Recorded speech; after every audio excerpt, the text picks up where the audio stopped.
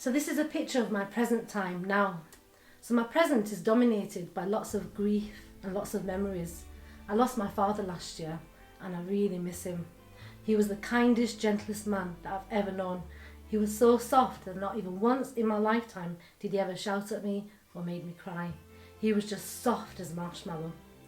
He taught me how to write my name, and towards the end of his life, I taught him things. I looked after him in the last 3 years of his life, and I got to know him, not just as my father, but as a man in his own right.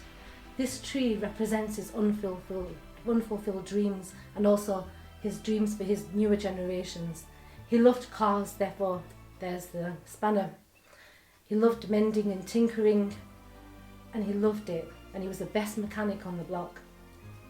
Towards the end, he had beginnings of dementia, and I gave him a book, and it was called A Day with Birds, and he loved it. He wrote his name in it, Mohamed, and basically it was like a payback for him trying to teach me my name.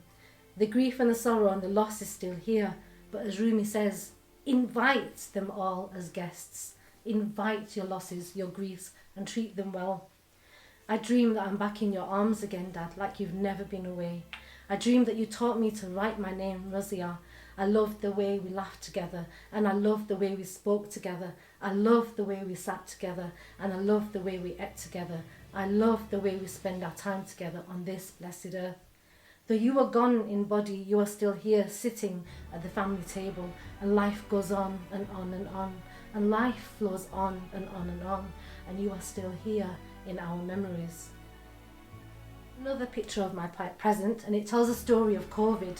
So this is the corona and the deceiver, though it's got a royal name and it looks like a crown, but it's not a good king or a queen. It's evil, and it's taken over the airways and the skies and the earth and the spaces that we live in our workspaces, in worship, in play. There's nothing left. It grows its tentacles, and it has spread and spread and spread around the world. The people here are all from different cultures and walks of life, genders, and they're trapped in this circle of corona. Inside it, they can't escape the coronal pandemic plague. Corona is a great leveler because it's universal, but it's also unequal in how it's treated people. It has taken our loved ones, wiped our generations, given no time to grieve, to mourn, to remember. Loved ones to give their final kiss, their final touch. That has all been denied. Where has it come from, and who is responsible? Look what we've done to the world. Look what we've done. I can't breathe anymore. My lungs' breath is strangled by corona's tentacle. My lungs have collapsed. How fragile, paper thin the bellows of my lungs are. Inhale, exhale, breathe, just breathe. Like an unseen force, it spreads all over the globe, not leaving a nook or a cranny. You can't run, you can't hide. Embrace these winds of change. Inhale, exhale, just breathe. So this picture now represents my future, and it's a picture of all my siblings, all 5 of us, and it signifies how important my family is to me. Though we live far away from each other in all parts of the country, when we do feel and meet, we do feel as one. I'm interested in growing this relationship, and it's very important for my future because it gives me a sense of belonging. These are roots which represent the children's ideas and new ventures, new experiences, and the flowers represents the beauty of family. Though we are all different, we belong together like a fine tune. There is kindness, generosity, forgiveness, richness and wisdom, which are attributes that we are, also God's attributes, that He calls for us to cultivate. The picture has also another meaning in that it represents what I want to do in my future. I love working with people, and I love to see them grow, and I love to see their potentiality in development, and for them to see their joy in life and to have a fulfilling life. I like building people and watching them sowing the seeds of their dreams and hopes. The moon and the sun represents the passage of times and the ups and downs that we all have. Getting there, we have the brilliance. There is their own sun, and the water represents the flowing with the tide and trusting that everything will be okay. You have to believe in yourself. You have to believe in your ability. You are capable of anything. You can achieve any dream. Please don't limit yourself. So the final one is again a vision for my future. So after giving everything to everyone, I want to create a space for me, just for me, and to discover peace and joy and happiness, and to find the song that is within me. To my future self, I will fill my own cup with song and colour and the sound of the breeze. I will add all this to my cup. I will fill my own cup with life's offerings. I will balance and find my ground to stand upon and plant myself firmly. Even in the maelstrom of life, in the eye of the storm, I will stay calm. I can lift you without even falling myself. I have much to give. These flames are cool. They're cool and flames like of Ibrahim, who trusted in the divine to bring him out of the flames.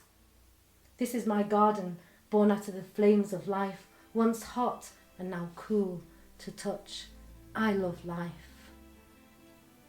For myself, I wasn't really sure in terms of how actually the project was going to go, and what I kind of like discovered things that I like, and things that I did in school and I've not done for years and years and years, and just getting into that creativity of myself,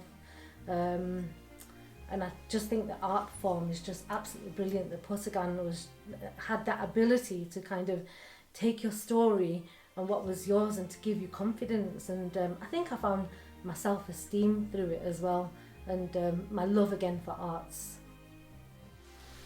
I just think that's been one of the joys in kind of making friendships with people from all around the world, and I think that's one of the brilliant things about Zoom, that you can tap into people like from South America, from the UK, from Africa, and like to have all these people in Bolton, it's just really amazing and it's so enriching, and I just think it's just been amazing just to see their version of art from things that are important to them in their culture, and it's kind of enriched my life as well.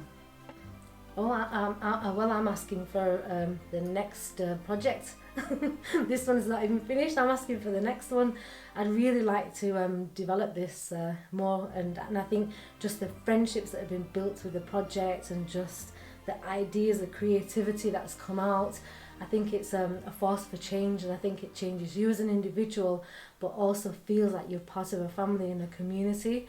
And I think basically just to see your artwork, and like for you to kind of think that, or that you're able to do it, that that you're a visual artist, for example. It's like I never saw myself as a visual artist. I like to have these kind of skills is just amazing, and I just love to develop it. And I think the force for change and how it kind of develops you. I think how I was at the beginning of the project, I had like lots of things going on in my life. I wasn't sure in terms of what I wanted to do with my life, and I think being a part of the project has given me a way forward in terms of other things that I'd like to explore in terms of my work, my personal life, my creativity, just lots of different areas.